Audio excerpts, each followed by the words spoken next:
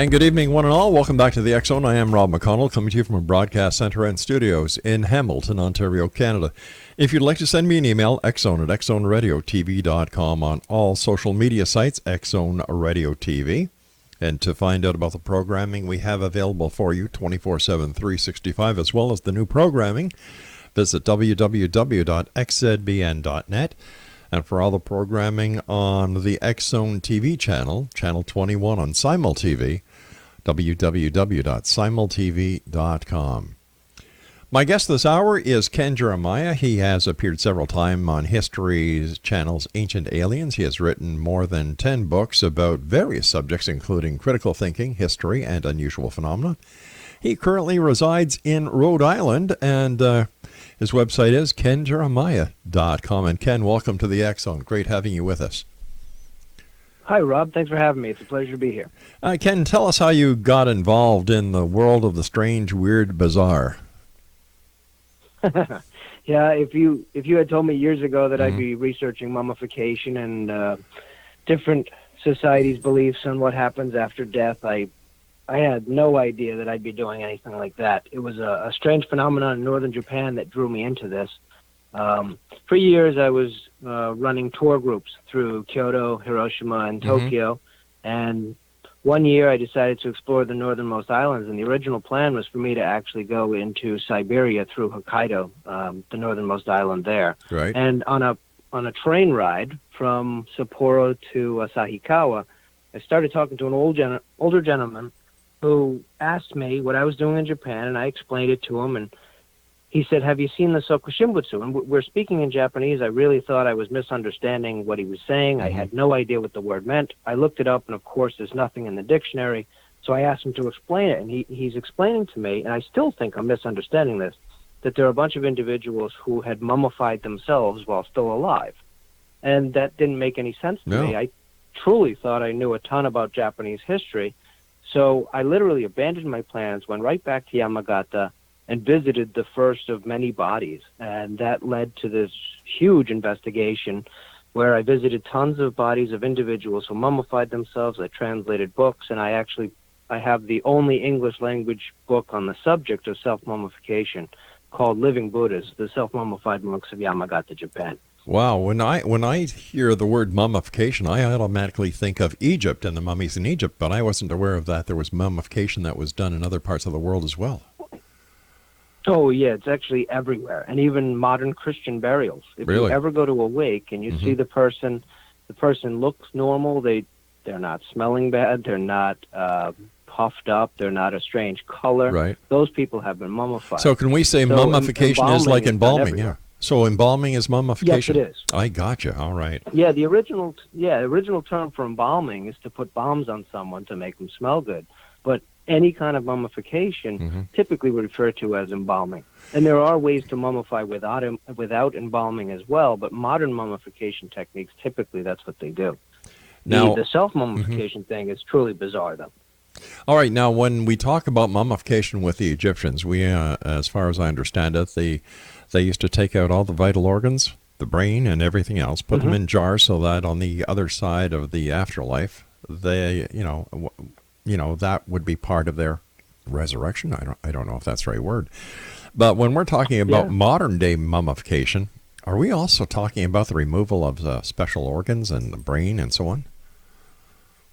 In some societies, yes, but typically, no, that's not really necessary to be done. And even, I don't know if you're familiar with a lot of the Christian mummification techniques. So most of the saints, the Orthodox and Catholic saints, were all intentionally mummified.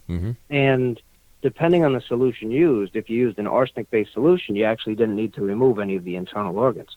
So the way you can tell if it's an arsenic-based solution, if you see a body that's extremely old, but yet still has like rosy red skin and kind of looks alive, it's pretty much evidence that that's an arsenic-based solution. Well, why would Christians mummify? Well, that's an interesting thing. I wrote an entire book called Christian Mummification, and throughout the whole text, I kind of showed the connections between the Christian faith. I shouldn't say Christian faith. I should be more specific. The Catholic Christian faith and Egyptian religion. Okay. And originally in Egypt, they had about 9 different aspects to the soul. And then as time moved on, that number kind of diminished. And then you see in early Christianity, you see there are 3 distinct elements of the soul that are within Christianity. And then that started to fade, but you still have remnants of it. So people sometimes still talk about a guardian angel. Yes. And I don't remember if it was the Ka or the Ba or the Kat or which element it was in the Egyptian religion, but there was an exact duplicate of that in the Egyptian faith. So this, if you think of it, if a body actually dies, and people believe there are multiple aspects of the soul, they think there's one aspect that goes off into heavenly realms. Right. They think that there's this other aspect that remains around the body, but not exactly connected, and that's what ended up being in more modern times the guardian angel. But then in Orthodox and Catholic faith, people want to be close to the bodies of who they perceive are holy people. They want to be buried next to them for to facilitate the move to heavenly realms. And if they're praying, they think there's some sort of a power emanating from the remains. And that, in different faiths, they call it, I forget the actual term, merit. They call it merit, where you get some sort of a spiritual essence that remains with the body that can help the living. And then there's other aspects that move on. So here's the problem. If part of it remains with the body, but the body is going to decay quickly, it won't benefit people for too long, which is why I believe they can continue to do mummification Christianity. And it's one of the reasons the self-mummified people chose to do it to themselves while still alive.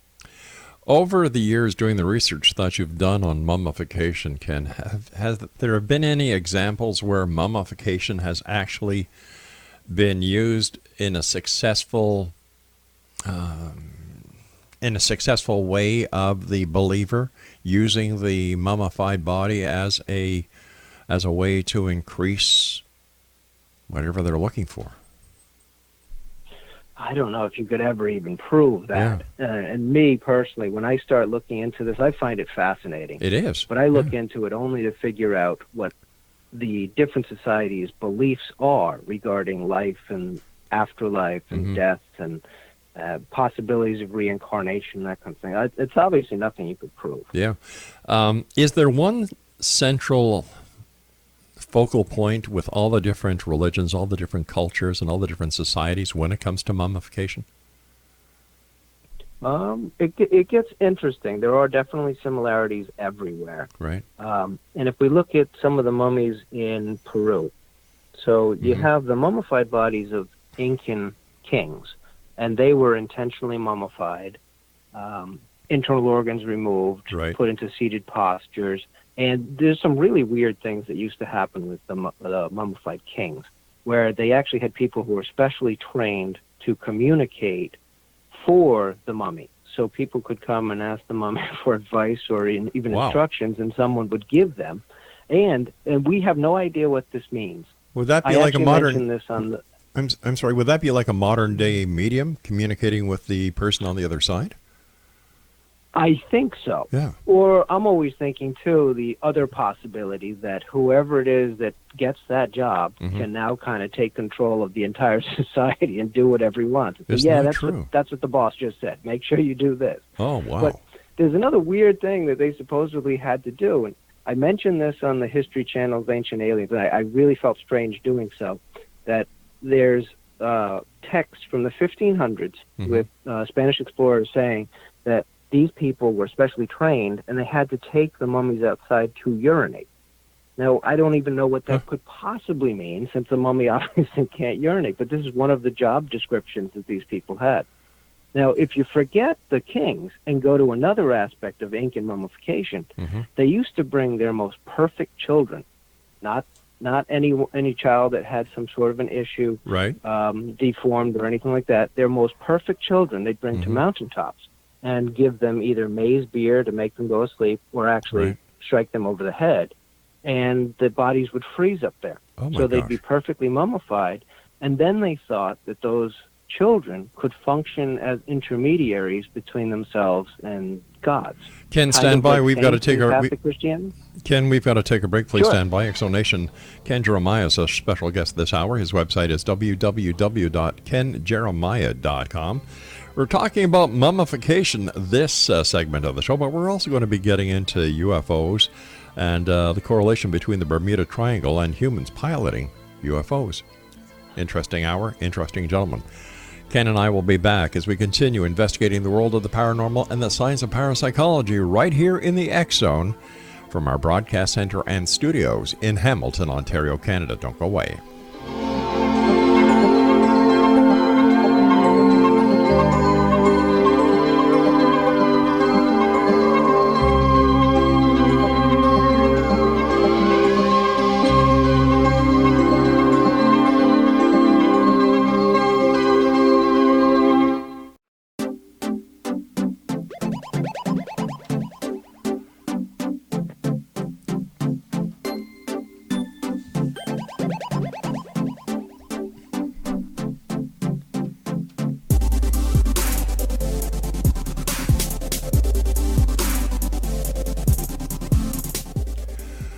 Welcome back, everyone. This is the X Zone. I am Rob McConnell, and before we get back to our guest this hour, Ken Jeremiah, a couple of programming and notes that two new shows that are going to be starting with us in the month of January of 2019. We have Heart to Heart with Dan and Angela Hart, and Dan and Angela Clark. The name of the show is Heart to Heart. And then The Very Best of Dr. Carl O'Helvey. That's coming this January to the X Zone Broadcast Network. My guest this hour is Ken Jeremiah, and his website is kenjeremiah.com. You know, I'm still trying to fathom why somebody would need to take the mummy out to the washroom. I know. Like that it could have. Is it possible that was this done early on in the mummification process, or was this done throughout the reign of the mummy? From what it seems like, it's the reign of the mummy. Wow. And the problem is we don't have any of the mummies left. We only have the European descriptions of them. Because by the time they came here, they ravaged everything, and a lot of things were destroyed, unfortunately. Doing the research that you've done on mummification, what would be the strangest part of the mummification research that you've done that you came across? I mean, next to the washroom. Oh, yeah, true. I think it's actually the very first investigation I ever did with people who mummified themselves while still alive. And if I can get into that, I'd appreciate it. The first individual I visited, and I still didn't know how they did this. I'm talking to a head priest at a temple in Yamagata Prefecture in northern Japan, and he explains that the body I'm looking at. Oh, and by the way, if you have Facebook and you go to self-mummified monks, there's a hyphen in there. There's tons of pictures of all the individuals I'm talking about. Wow. I also have some pictures, not a ton, but I have some pictures on my website as well. But the best site for it is that Facebook page. The first individual, Tetsumonkai, he was Shinyokai. Haven't met Tetsumonkai yet. Shinyokai was a farmer, and he was walking down the road one day, and he had 2 bags of manure for use on his family farm, and he accidentally bumped into a samurai. And this guy got angry that he had manure on his uniform, so he pulled his sword intending to cut down the farmer, and the guy shook off the manure bags and used his staff to defend himself and ended up killing the samurai. And the problem was, at the time, such an act would be a death penalty. But there was extraterritoriality if he entered a monastery. So he entered a Buddhist monastery, a Shingon Buddhist monastery, and eventually learned about the process of self-mummification and decided to do that. Self-mummification itself is a lengthy process, and it takes between 3 and 10 years. So it's not one of those deals that someone gets a little bit depressed with life, decides to take themselves out. This is a long, extremely excruciating process. They often trained at an area called, what I called Swamp of Wizards. That's how I translated it. But the actual Japanese term is Senin-zawa. And it's from a Taoist term in China, but it means like otherworldly men, and often referred to Taoist wizards. And Zawa refers to the mountain stream. So my translation, it was a little bit off. but it just sounded better. Anyways, they trained there, and the idea was to gain enough merit, so enough accumulated merit within the flesh itself that their own bodies would benefit humankind. So they left with a problem, because they want to directly initiate their own death. If you think of death like a dream, like the difference between waking up and a dream, if you know you're dreaming, lucid dream, you can direct where you're going, you can direct what you're doing. But if you're just swept up in the thing, you have no direction. Like Right. you just go where it takes you. Yes. So they thought that if they died on their own when they weren't expecting it, that they could not go to the Tushta heaven and train under the future Buddha, Maitreya, who will come back to help all of humankind. So they had a conundrum here. They wanted to do two different things. They wanted to go up to this heavenly realm to help humans in the future, but they wanted their bodies left behind to help humans now. So they devised this method. It's actually from the Taoist method, but it was kind of reinterpreted, if not misinterpreted. And they started a process called Mokujiki-gyo. That translates to tree eating, but it actually refers to abstention from cereals. So they'd gradually cut out cereals, and while they were doing that, they'd supplement their diet with things like pine needles, pine sap, pine resin, in some cases urushi, little bits of lacquer in their water, and in one case, someone was drinking water that actually had a little bit of arsenic in it. After about between 3 and 10 years, depending on the individual, they'd seek out a place where they'd bury themselves alive. Their followers would cover the top of the tomb and put in a bamboo breathing tube, and they'd sit in that tomb, ringing a bell and chanting until their deaths. And once the followers heard the bell stop ringing, they took out the breathing tube, sealed the tomb, and left it alone for 3 years. At the end of 3 years, if the bodies had mummified when they were dug up, they were redressed, cleaned up, and then enshrined in these temples, special temple halls they called Sokubutsudo. If they hadn't mummified, they performed an exorcism and then just reburied the bodies. That's the strangest type of of mummification I know of. Is it only in Japan where the self-mummification is actually done? As far as I know, Wow. It's only Japan. There have been bodies found in Tibet and China that display characteristics similar to that, but there's obvious human intervention, meaning the skin was cut in some cases, or organs were taken out, and we don't know if that happened after the mummification or before. Sometimes people are dug up, they're actually mummified, and people want to make sure that mummification continues, so they take action. And in 2 of the cases in Japan, same deal, that the bodies were found to be completely mummified, but they were lacquered after their removal from the earth. So that the lacquer is a preservation agent. Exactly. Yeah. Unreal. Yeah, it's strange stuff. It really is. Is self-mummification still going on this very day? No, it was banned when the Meiji government took over. So it was banned mid-1800s, 1869, I believe it was banned. He took over in 1867. And ever since then, it hasn't been done. There was an individual, when it was actually made illegal, who was in the process of mummifying himself, and he didn't want to stop at all. So he continued, and then after his death, his descendants actually changed the date, so they pretended he did it earlier just to get away with it, and they could actually dig him up and then enshrine him. But other than that, it's a thing of the past. It's not happening anymore.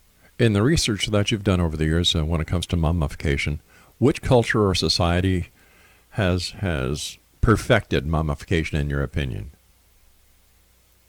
Well, I think everyone right now is kind of doing the same type of thing. Like when you go into a wake, those bodies are perfectly preserved. And if they have to be dug up years later, you find they're still pretty well preserved. So I think everyone's kind of using the same type of techniques. If you want to see an unbelievable mummy from the 1800s, though, if anyone types in online Rosalia Lombardo, it's a little Italian girl who's actually, her body is on display at the Capuchin crypt in Palermo in Sicily. And that body is in incredible incredible condition, with rosy red cheeks. And her mummifier was Salafia, who mummified a bunch of really high-ranking Roman Catholic priests. And we didn't know how he actually did it for years. Mm-hmm. And I think it was in 2005, the formula was actually found by one of his descendants in his office. And there was a National Geographic article published about it. And the key ingredient, again, was arsenic. But and arsenic obviously gave the rosy red skin. But he used a ton of glycerin as well, Right. which kept the body more pliable. So if you type that in, it's the most incredible body, the most incredible mummy I've seen. Rather macabre, isn't it? It is. But it's very interesting. Or is it actually human art? Yeesh. That's like I think the guy's name is Von Hagen, the Body Worlds exhibits. Right, yeah.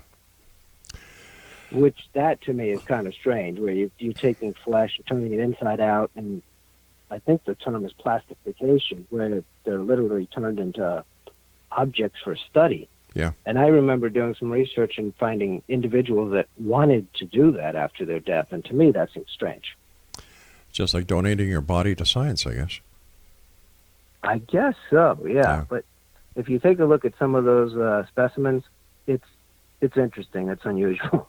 All right, Ken, we've got to take our news break at the bottom of the hour. When we come back, I'd like to talk to you about UFOs. You know, we'll get off of the mummifications and get into UFOs.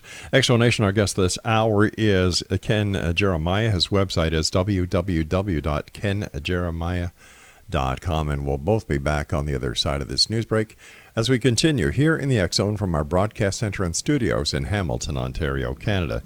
If you'd like to send an email, xzone@xzoneradiotv.com for all the information on the X Zone Broadcast Network, www.xzbn.net. And you're listening to us around the world on the X Zone Broadcast Network, Talkstar Radio Network, Mutual Broadcast Network, iHeart Radio, Simul Radio, and Simul TV. Ken Jeremiah and I return on the other side of this break. Don't go away.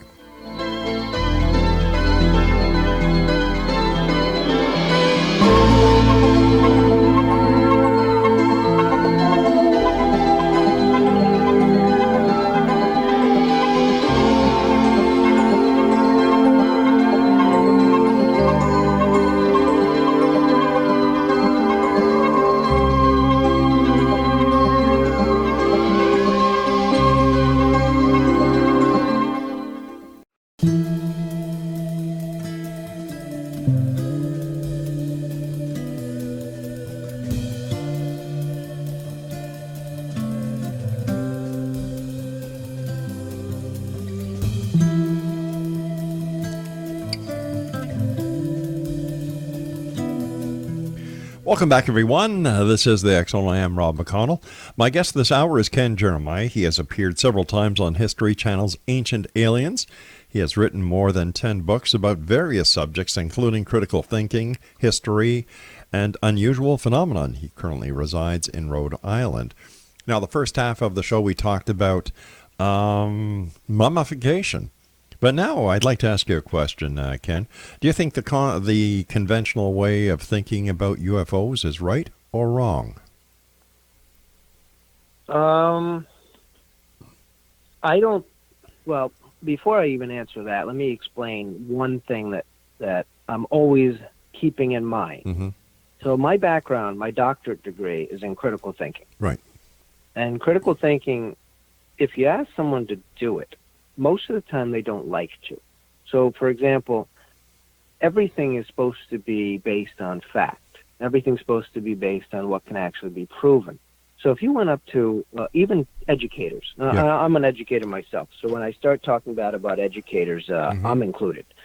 If you start telling them, okay, do you think critically all the time? You want your students to think critically, and they'll always answer with yes, I do. And then you ask one simple question. Okay, how many religions did you research before deciding upon the one you currently adhere to? Right. And what is the scientific background, the historical background, and everything else that justifies that decision? They don't like thinking about that. And it's because the way we think is actually part of who we are. Mm-hmm. And I'm going to get into the alien thing in a second, Sure. but I wrote an entire book talking about how a lot of the Christian ideas actually came from the Egyptian religion, I didn't get much negative feedback. I really didn't. I got the most negative feedback when I started writing articles on the non-existence of Marco Polo. And if you just base it on historical analyses, all we need 3 sources. So you got one book that's written by Rustichello de Pisa, who everyone says, he was the ghostwriter for Marco Polo, but there's no evidence of that. And then nothing in the text can be backed up with any other source outside of it. Right. So even if he existed, you shouldn't be teaching it as fact. It's just like, if someone says, no, you should be teaching it as fact, you're just like saying, okay, we're going to say that the Easter Bunny is real. And he appears in some books, so you're going to teach him as real. And obviously everyone would laugh at that, but they do the same thing, not just with Marco Polo, with certain phenomena. And things get surrounded, everyone gets surrounded by certain ideas that infiltrate their minds, whether they know it or not.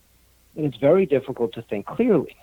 So when people start talking about UFOs, now, first of all, UFO, unidentified flying object, it could be anything in the sky. It doesn't refer to any sort of a craft. Right. I agree. agree. Other thing, they never connect that to USOs, the submerged objects.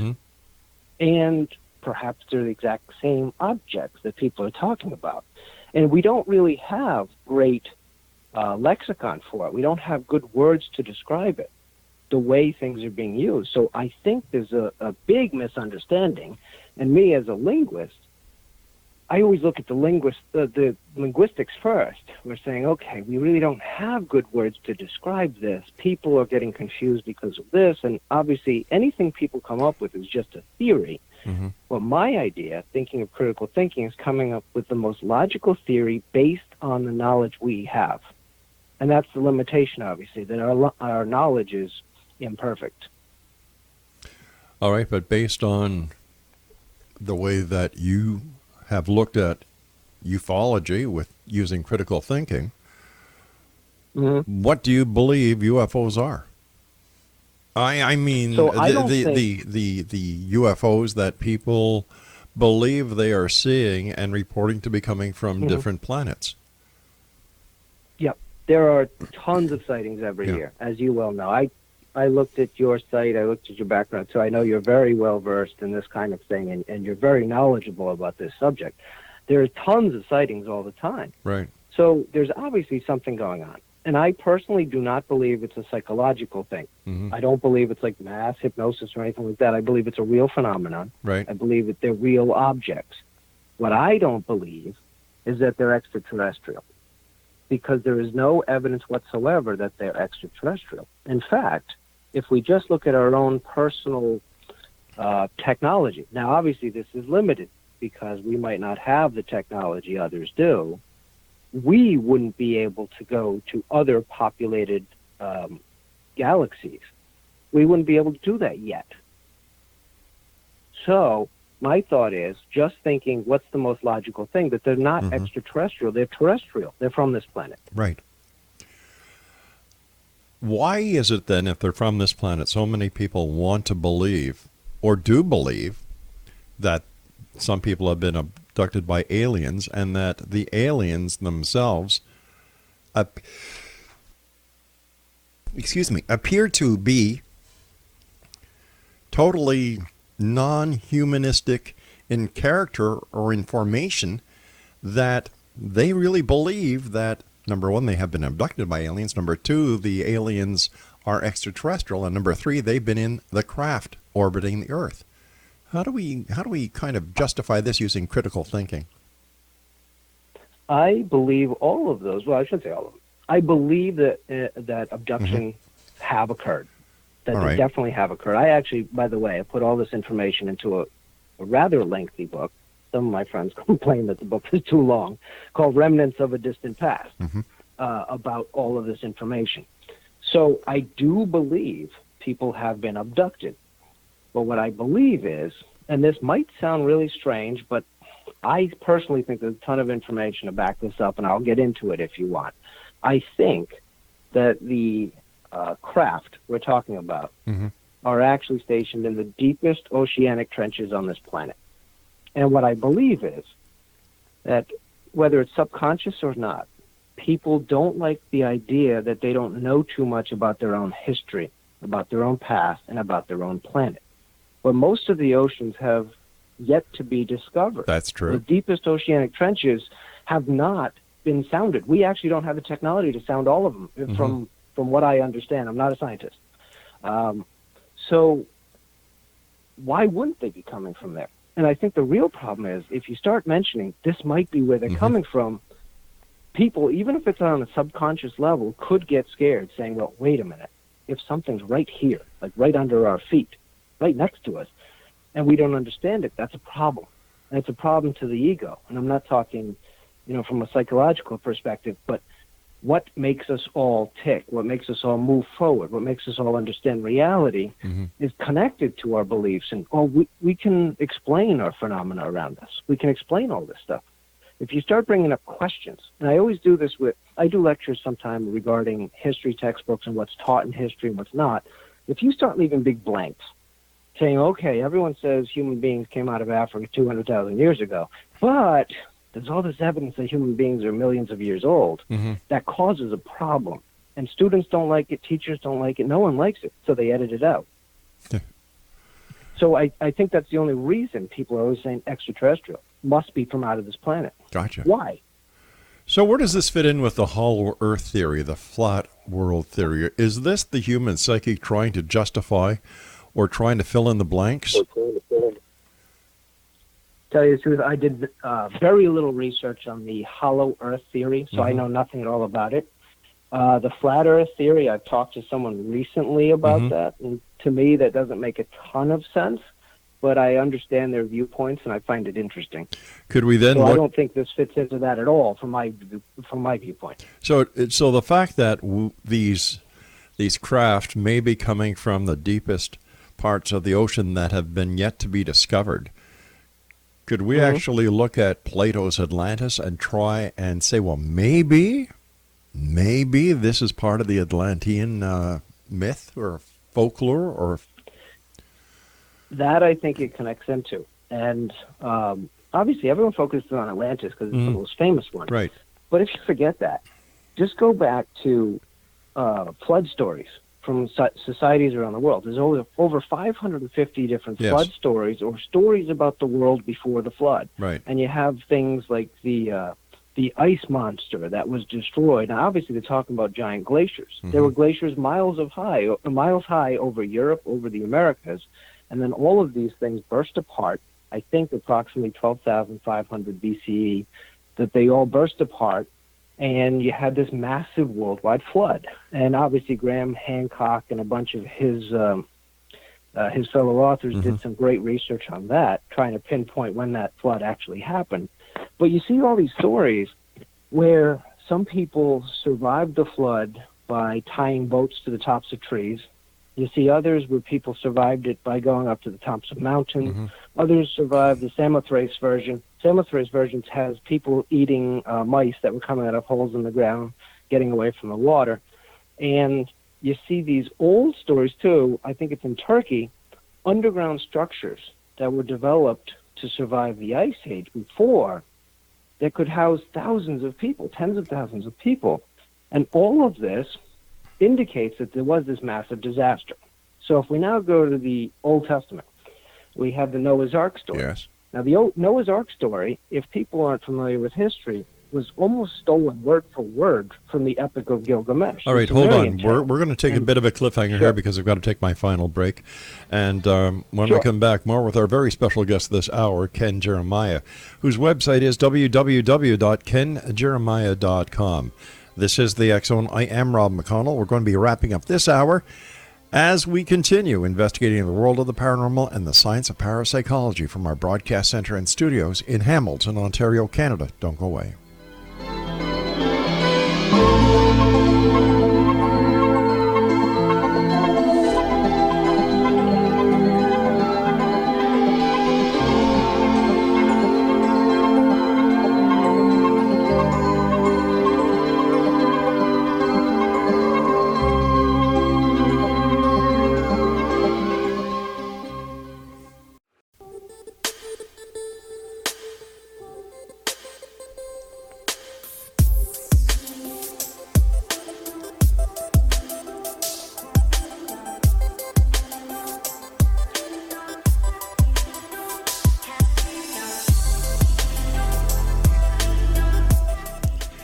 And welcome back, one and all. This is the X Zone. I am Rob McConnell, and our very special guest this hour is Ken Jeremiah. His website is www.kenjeremiah.com, and he has written more than 10 books. And first of all, Ken, I want to thank you so much for coming on the show. It's a great pleasure talking to you. Where can our listeners buy copies of your books? Oh, it's everywhere. If you just go to Amazon or any other online bookseller, you can find copies of all of the texts. Excellent. All Excellent. of the books are also listed on my Amazon author page and on my website itself. And, you know, they would be perfect gifts for Christmas. Like, these are great topics that you write about and that we've had the pleasure of discussing with you this hour. But, well, thank you. I find it interesting. You know what? History... I've had the pleasure of having Graham Hancock on the show a number of times. Michael Cremo, we've talked about, awesome. Hidden, forbidden archaeology, forbidden history. Mm-hmm. And when I've looked at it and I've talked to these people who I respect, and then I hear the kids saying, you know what we learned in school, Grandpa? What, honey? Do you know who discovered America? Who? Christopher Columbus. Mm-hmm. No, he didn't. Oh, yes, he did, Grandpa. Right. It's in the book. Do you want to see? How can academia get away with the perpetual lies that they do, and what are they afraid of? It is amazing to me. And again, as an educator, I'm going to put down some educators. It's really difficult for me to convince teachers and administrators to leave open ideas. They don't want open ideas for students. They really don't. And they claim that they want all students to think critically. Exactly. And say, okay, well, why not present the evidence that human beings are millions of years old from Cremo's book, right? Why not present that evidence? Well, no. And if you ask why, no one gives you a really good answer, but I think it's the same thing, that if students believe that we don't know every single thing that happened on this planet, they're left in like a state of insecurity or something like that. Now, I find that ridiculous. Because one of the shouldn't they be in a state of wonderment instead of insecurity? Yes.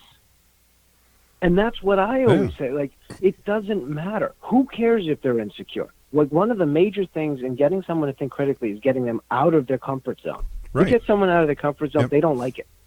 Like, someone who hates public speaking, for example, right? Yep. How are they ever going to get better at that unless you shove them in front of an audience and say, okay, do it? Oh, that sucked? Of course it sucks. You haven't done it before. You have to face your demons 10 in times life. Later, you're pretty good. Exactly. Yeah. Exactly. And just when you start targeting how people think, people shut down. They really do shut down.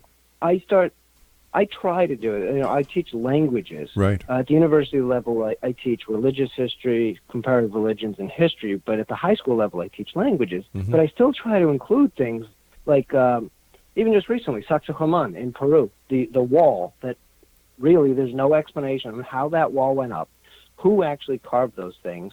And, if you want me to come back at some point, I can talk further about Sacsayhuaman. And love to have you back. Pictures and that kind of thing. But Sacsayhuaman is one of those sites that you look at these intricately carved, huge stones. The largest being, I think, 300 tons off the top of my head. Sure. And they're carved like giant jigsaw puzzles. And the problem is, the whole thing all of the stones came from 5 miles away, over 2 mountains, and we can't duplicate that fact today, even with the biggest cranes we have, because there's no roads going over those mountains. And at the site, there's no microskeletons in the rocks. Well, at the quarry, there are microskeletons. We can't explain this stuff. So I always put it out to students and say, we just don't understand this. We don't know this. And I got to tell you, it's almost like they shut down. Yeah. That they don't even seem to be interested in it. Like, oh, well, yeah, we just can't figure it out. Because I think everything else is in place where this is society, this is history. So anything that's outside that, we just can't explain. They never look into it. It's the strangest thing to me. Because if you can't explain it, doesn't that open up the door to wonderment, the door to exploration, the door to adventure, the door to human growth, for goodness sake? Yes, and I think that's all we need to do to continue to grow. Yeah, I agree. People, they don't do that. They don't want to do that. And that, to me, is just strange. It really is just bizarre. It is. I agree with you 150% on that. I've seen in the same book that they use in schools where they say Christopher Columbus discovered America, and in the same book they're talking about the Vikings that were in Greenland before, and then now with the work, like I said, of Michael Cremo and Graham Hancock, Robert Bouval, and the rest of them, we know that the people of the Mediterranean were trading with the natives around the Great Lakes to get the tin or copper to bring back to the Middle East. We know this. So why aren't we honest? Definitely. And what are we doing to our the youth of today by perpetuating this lie? I know. It's so strange. In my own research, I present this to students all the time, and I give references of where I'm getting the stuff from. We had Europeans here in the 1300s. Sure. And even more amazing, we had Native Americans, the Micmac tribe, who were going over to Europe on their boats. So go back in time. Now, obviously, forget about the millions of Native Americans who were already living here, and they had some of the most, incredible societies in the world. Yes. You look at the Mayan cities in Mexico City and the Inca and the Aztec cities in different places. They're just incredible monuments. Right. And yet students, when they start thinking about American history, they're thinking European/U.S. history. Yeah. They're not thinking the history of the Americas at all, which is it's just crazy to me. I don't understand why anyone would do that. Well, it's just as crazy. It's just as crazy as when you imagine the cowboys and the Indians. The cowboys are the good guys when actually they're the invaders. Yes. It's like, come on, guys, let's get it straight. There was a great book, Lies My Teacher Told Me, I think by Lowen, where he presented some of the history that was presented in textbooks, like, okay, the Europeans moved in, took the land from the Native Americans and started farming, but what they didn't tell him was the Native Americans were already farming. All they did was shove them out and took over their land. Exactly. That kind of thing. Exactly. So even the transfer of information between the Americas and Europe, let's forget that for a second, go even further back in time. New Kingdom Egyptian mummies, I'm pretty sure you're familiar with this. A few of them were found that had traces of cocaine. And since cocaine was only found in the Americas, they said, well, this is strange. And the first mummies were said, well, you know what? This is owned by a private individual in England. Could be transferred. Then there was an unsealed tomb.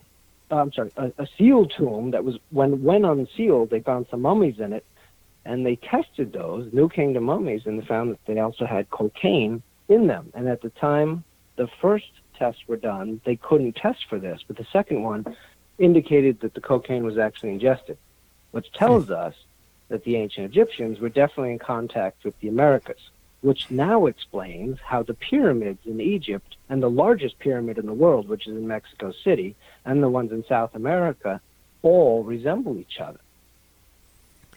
Why can't we, or no, I know, let me rephrase that.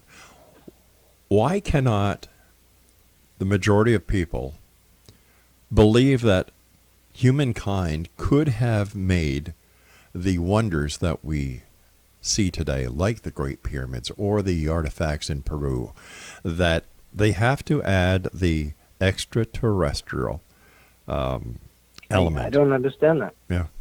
I really don't. I truly believe that we have a cyclical nature of time. Mm-hmm.